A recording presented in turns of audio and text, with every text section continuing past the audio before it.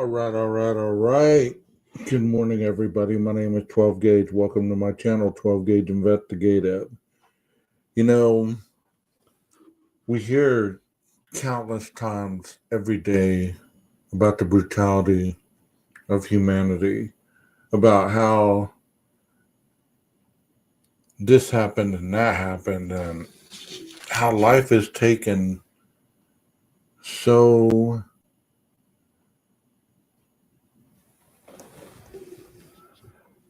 little by so many. Many people do not value life anymore. They really don't.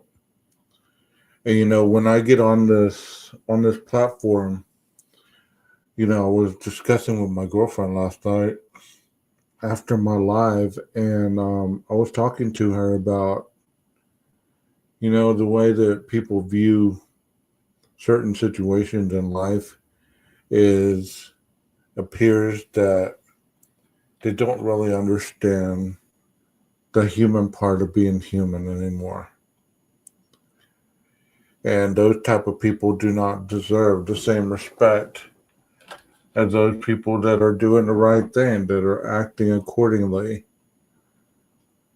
And so it's viewed a lot of times as hatred and contempt and all that, but it's really not in my side of it.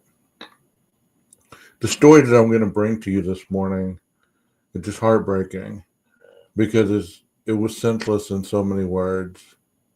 It's about a 17-year-old who was stabbed at his track meet and died in his twin brother's arms over a senseless act. Senseless. But that's what I see every day. That's what I hear every day. And so when people defend the perp, we all get it. Innocent until, presumed innocent until proven guilty. We get that. I don't know where that came from, where that seems to be more of the battle cry than the fact of these individuals getting away with what they're doing in these streets. There's a lot of people going around shooting up people, killing people for no reason at all. Just because they have that mentality where they feel that they can do it. Whether it be any kind of weapon, whether it be a gun, whether it be a knife, for whatever reason, these individuals, not only juveniles, but adults, feel that they have the right to take another's life. In this story, you're going to see that a promising young life was cut short for no other reason than no details really have come out. The brother's going to speak a little bit, but it's hard to comprehend this. It really is. Let's get to the story. Community gathered tonight in grief after the stabbing death of a teenager at a track meet. Another teenager, a student at Frisco Centennial, is now charged with the murder. 17-year-old Austin Metcalf's twin brother was at the track with him. His family says he died in his brother's arms. Fox 4's Amelia Jones spoke with the victim's father and is live in Frisco tonight. Amelia. Steve, Heather, 17-year-old Austin Metcalf had a bright future ahead of him. He was a leader on the football field and a scholar in the classroom. His dad told me he's holding on to memories and leaning deep on his faith as he tries to wrap his mind around this senseless tragedy. He was going to turn out to be a great individual and impact this world with positivity. 17-year-old Austin Metcalf was voted MVP of the Frisco Memorial High School varsity football team. The linebacker held a near-perfect GPA and was in the National Honor Society. He was on the right track. He was doing everything right. I was so proud. Jeff Metcalf never imagined that his son's future would be cut short. I'm still in shock. Wednesday morning, Austin Metcalf was at a District 11 5A track meet at Kirkendall Stadium. Around 10 a.m., Frisco police say 17-year-old Carmelo Anthony stabbed Metcalf in the chest after some sort of fight. Jeff Metcalf says it was Austin's twin brother, Hunter Metcalf, who tried to save him. And his brother was holding him, trying to hold the blood in, and he passed. My son watched his brother die in his arms. I don't know how anybody can wrap their arms around this individual right here being presumed innocent until guilty, until proven guilty. You know, just sad. Sad. They were at the track meet. The young boy who got stabbed died in his brother's arms. His brother was trying to save his life. And this individual on the screen took it for no other reason than whatever it is that goes through young males and females' minds these days, whether it be embarrassment, whether it be contempt, whether it be racism, whatever it might be, nothing garnishes what he did to this young man. It's unclear how Anthony got the knife into the meat or what exactly led up to the fight. Anthony is now facing first-degree murder charges, and Jeff Metcalf It was the best weekend ever. Is only left with memories. I was able to watch and be blessed so much to having both my sons are amazing. When Jeff Metcalf was diagnosed with cancer 9 years ago, his boys were his strength. Now cancer-free, it's his faith that's keeping him strong. And when I kissed his forehead today, as his body was cold, I ran my fingers through his hair. I told him it's not goodbye. It's see you later. I'll join you at some point too, son. You just beat me to this place. Wednesday night, the family's church opened its doors for the community to gather for a prayer vigil to honor a young man whose life touched so many. But I know he's with the Lord. I take comfort and peace in that. In our conversation, Jeff mentioned that he hopes his son's death brings changes to security so no other parent has to go through this. Memorial High School will honor Austin tomorrow during second period, and counselors will be available for any students or staff who need it. Like I said, there you have that story. And all that's left is questions. Questions as to what? What was running through that other young man's mind at the time of the stabbing? And you know, there's people that gather around and they talk about certain things that they know nothing about, such as, you know, it's gonna take a lot to kill you. It's going to take a long time to kill you. Here, one stab to the chest. This individual passed. A strong individual. Football player. A pillar in his school. And for one senseless moment, he was gone. This is sad. Just because the kid was mad, my son is not here anymore. And I don't understand it.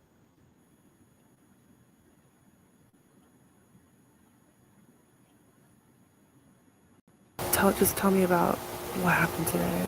I don't know. I got a phone call from Hunter. He was screaming that Austin had been stabbed. I was at work, and so I drove. I work in Grapevine, so I drove up to the hospital straight away. I actually beat the ambulance there. I saw them have him come out. He was on a lot of machines, and it didn't take long for them to come in to say that he had passed. So, not sure. Senseless act of a boy that was in the wrong tent, and my son doing the right thing by telling that boy that he needed to be removed from where he was, and just doesn't make any sense. So the kid that stabbed him was in the wrong tent. And this individual was just telling him, hey, you're in the wrong tent, you need to leave. And that sparked a stabbing, an ending of a life.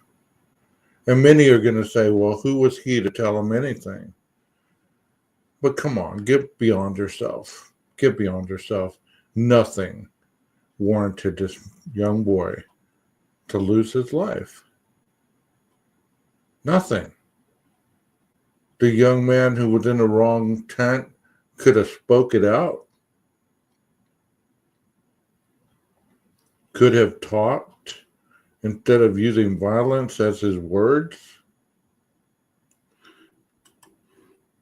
And there's going to be people on the other side that are pro-criminal, that will take the criminal side regardless, cheer this on. I mean, that's my, just because the kid was mad, my son is not here anymore. And I don't understand it. Tell me about Austin. What do you want people to know about your boy? Oh, he was the most amazing kid. Oh, so smart. He had college football guys looking at him to play in college. His goal was to play in college. He just wanted to play football. His life was going to the gym and working out and being a leader on his football team. And he just had such ambitions and a drive that it's hard to find in a kid. And he's just such a good spirit. And so many kids loved him. And his brother lost his best friend. They're twins, right? Yeah, identical twins. Yeah. They've been like, They are the best of friends. Like, just I'm so worried about my son because he's gonna have to face this world alone now because he had a brother that was with him the whole time, and now he's gonna have to do it alone. And I'm just so worried about him. I really am. was Hunter with Austin till the end? He was. They made him go away when they were doing CPR on him, but he was there when he was stabbed, and he was holding, I guess, the wound to keep it from. He was trying to save his brother, but I think he said he saw when he took his last breath, and before the CPR came back in. So, for what I heard, he was unresponsive for 5 minutes. They were able to revive him a little, but I think it was too little, too late. What can the community do for your family? They need to support the kids at the school. Austin was loved by so many people. They need to know that there's other people out there for them. And before you make this a racial thing or about poverty or anything like that, Frisco area, that area that they're talking about, that's where the training camp is for the Cowboys. That's where, it's right next to Plano. There's a lot of money there. This kid that probably did this wasn't even, I don't know anything about him, so I don't even want to talk about him because he's not worth talking about. He did something that will never be okay. Whether he was in his right mindset, whether he was in the right, being in that tent, and that other boy should have said nothing. How does that constitute making it okay for someone to lose their life? It doesn't. It doesn't, and it shouldn't. We've gotten to a point in this country where we believe that if our argument is strong enough against the opposition's stance, then we're right. If I can get loud, if I can get angry, if I can get this, I can get that. If I can kill you, then I'm right and you're wrong. You have to prove to me that,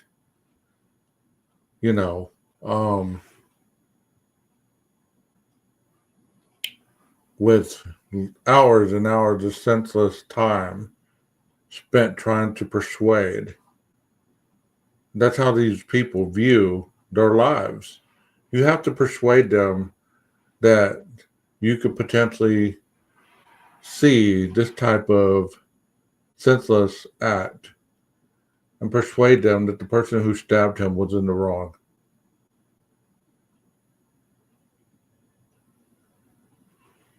Just terrible. Not against them, you know. And Frisco Memorial has got a football program that's it's in a process, and we want everybody to know that it's a family and they're there together. So, but just to put your arms wrap around a support. This is Hunter. Did you want to talk to him? Hunter. I'm so sorry for your loss. Thank you. I'm so sorry. He's a good kid. We just got a little altercation. That's really it. But he has a good heart. Everyone knows. Everyone around here knows he's a great kid. He just one mistake from that dude, and just took my brother. Just he didn't deserve it. No one deserves a loss from a family like that. I know people that lose their family members all the time, but I just don't know it's gonna be mine so soon.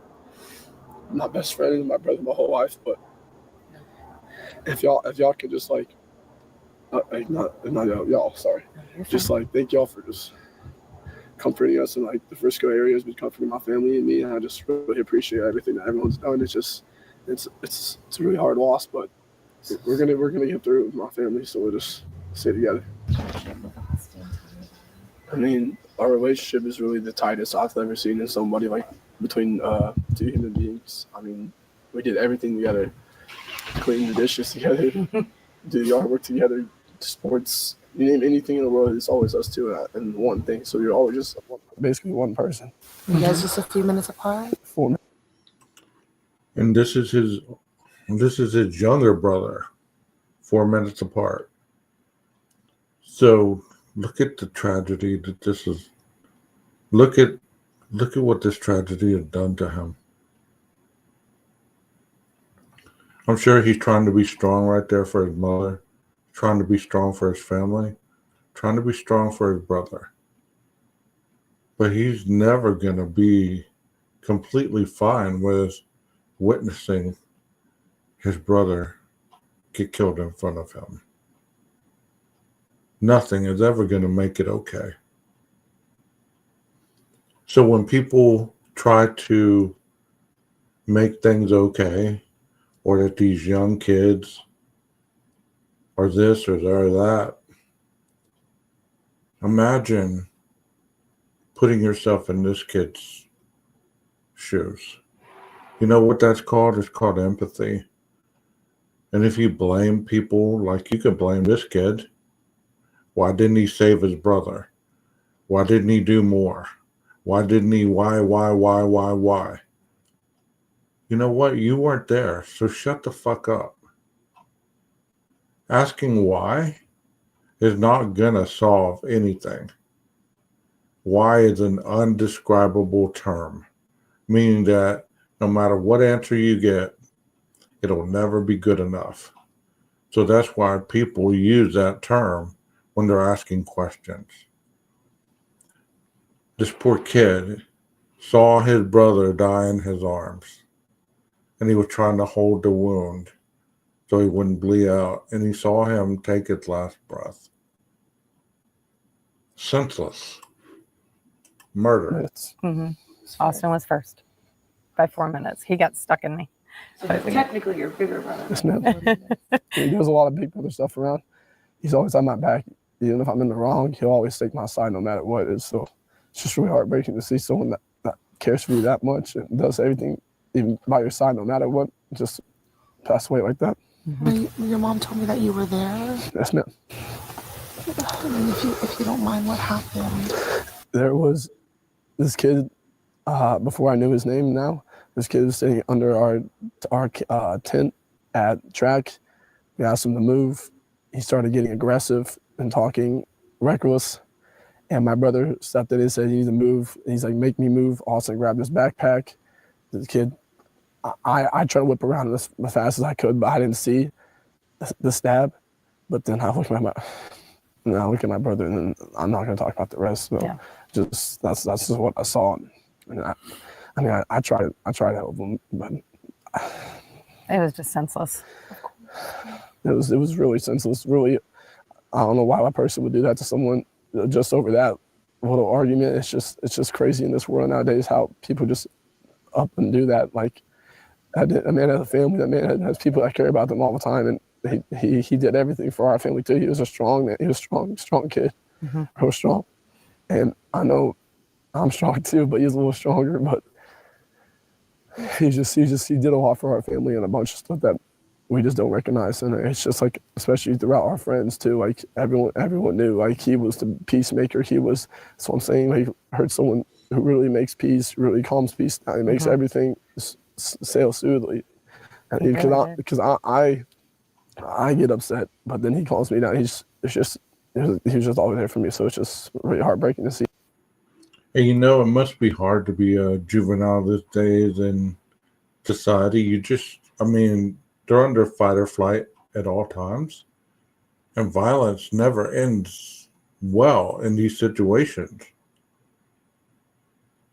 Where did we go wrong? How did we get to this point where the kids can no longer enjoy a track meet without somebody ruining that by stabbing somebody, by killing them?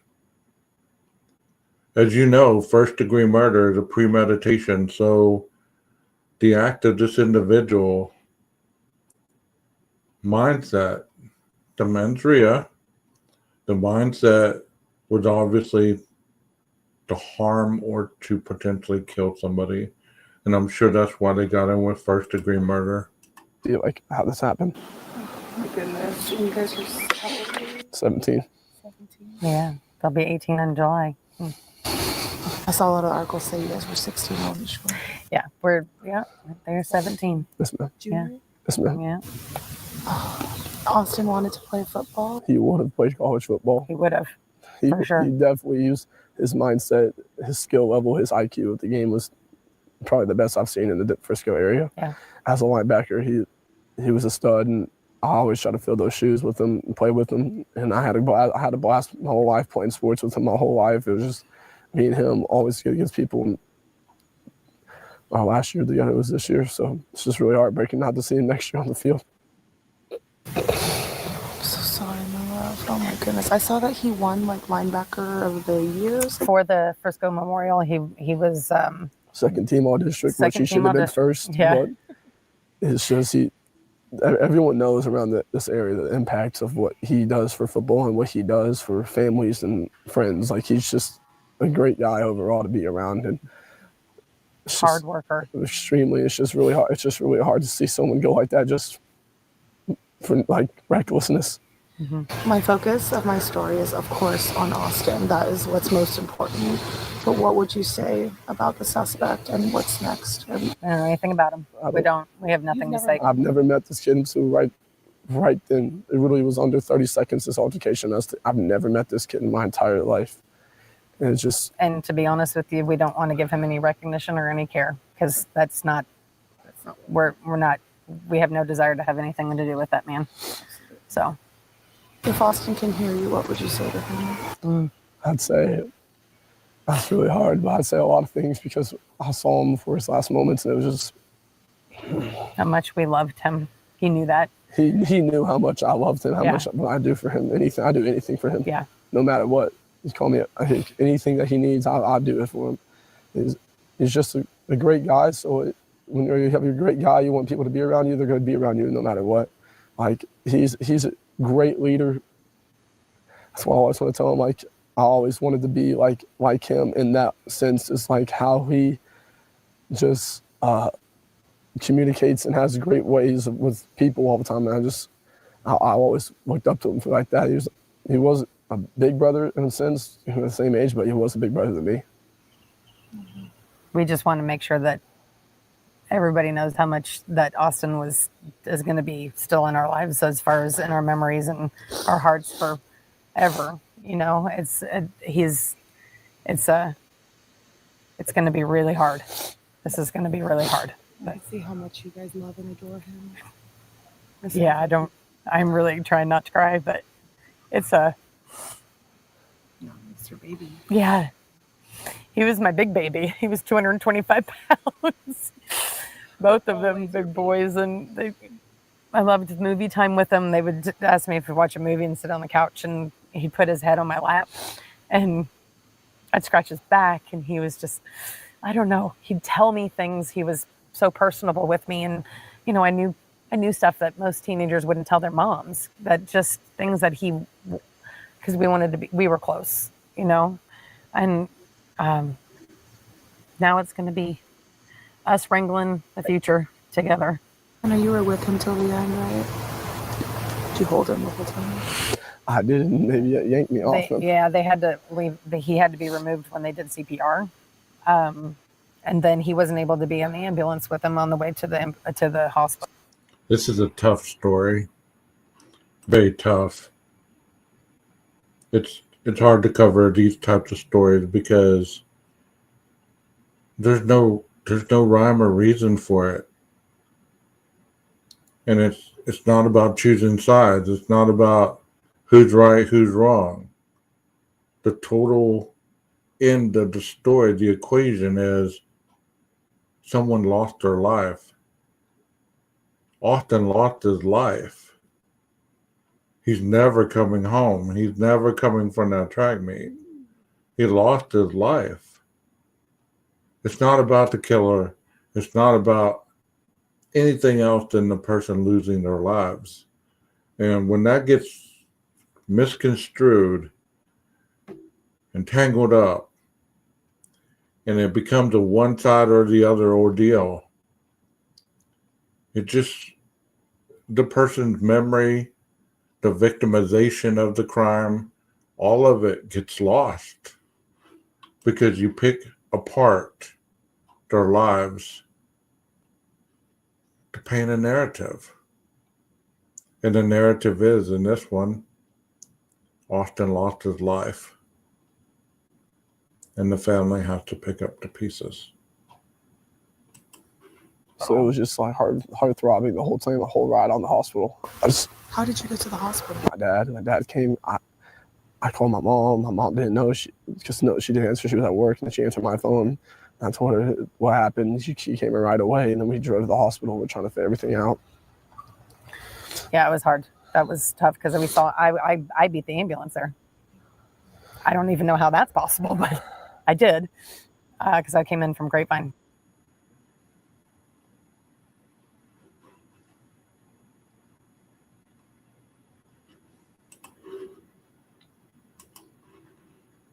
So tragic. So tragic.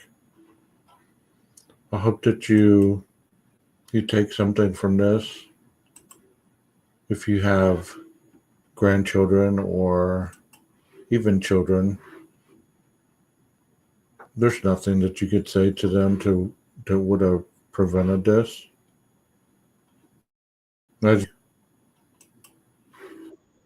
You're doing the right thing. I mean, he was at a track meet with his brother. One more, and then I'm gonna get off here.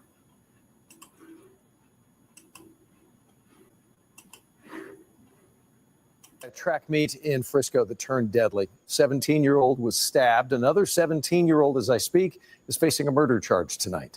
There are friends and family tonight who came together to remember the young man who died. Our Amelia McGovro with the life and impact of Austin Metcalf. A very emotional day here in Frisco as the community came together tonight here at Hope Fellowship Church for a prayer vigil, all to celebrate 17-year-old Austin Metcalf's life and also mourn his loss. Now, tonight's vigil was private, but I did get a chance to sit down with one of his good friends and teammates who says that Austin was a light to this world. Probably call him a brother. Brother is the first thing that comes to mind for Gavin Stites when it comes to his childhood friend, Austin Metcalf. Yeah, I've known him since I was 5 years old. If I need anything from him, he was there. Gavin and Austin played together on the Memorial High School football team. Gavin, the quarterback, and Austin, his linebacker, someone he could always trust to have his back. He was the first one that came up to me and congratulated me and hugged me. And I actually have a picture of both of us kind of losing it on the field. So, yeah, losing him is... Austin tragically lost his life Wednesday morning during a track meet. Police say 17-year-old Centennial student Carmelo Anthony stabbed Austin after an altercation and is now in custody charged with murder. Police have not mentioned a motive. I kind of just was in shock. And then I got a text from my buddy Cam, and he said it was Austin. And Gavin says Austin was on the honor roll and was getting even scouted by several colleges to play football. every morning on B-Day, he'd come in and show me his phone, all the texts he's getting from coaches. Gavin says Austin was truly the heart of their team, the glue that held them together, even playing alongside his twin brother, Hunter. He was kind of the light that we all look for. Even our warm-up lines, he'd get the chant going or getting everyone fired up. He is, actually. Yeah, he is the spirit. Online, Austin's father, Jeff, says his son died in his twin brother's arms, saying, quote, "This tragedy has shaken me, family and friends to the core. I trust God will bring us through these tough times ahead." Happy's in heaven, and Hunter will look after his mom for him. So, yeah.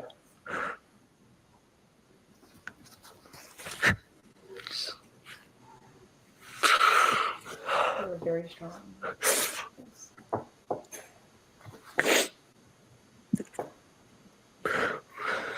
That's what I would say. And we're also told that Frisco Memorial High School will acknowledge Austin's death in second period tomorrow. In Frisco, Millie McGovro, CBS News, Texas.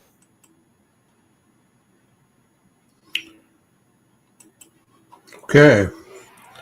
Well, that's your presentation for today, everyone. My name is 12 Gauge, and I hope that if you take nothing more from this, whether you're 17 or whether you're 50 or 60 years old, violence solves nothing. And I'm sure we learned that a long time ago. Verbal violence, physical violence, threats of violence solves nothing. All it does is escalate the situation to the point of no return. Anger solves nothing. You know, I'm not perfect. Many people aren't perfect, but you know what? It's a bigger person to acknowledge you're wrong than the person to continue the senseless fight for nothing. You know, and I hope that YouTube eventually changes its viewpoint on bullying, on name calling, and all these childish behaviors that go on here. I hope one day YouTube does become a place where people can actually take it serious, and the way that people want to be viewed as investigators and things like that, that they will actually be taken serious rather than taken as a joke. You know? But that's all I have to say this morning. I got to get up and go and start my day. I hope you guys have a wonderful Thursday, and try to be safe out there in this world where there's so much of unseen violence waiting around every corner. If you don't believe that, I hope it doesn't catch you, because there is violence around every corner. Y'all be safe out there. I'll see you soon. Maestro, cue that music.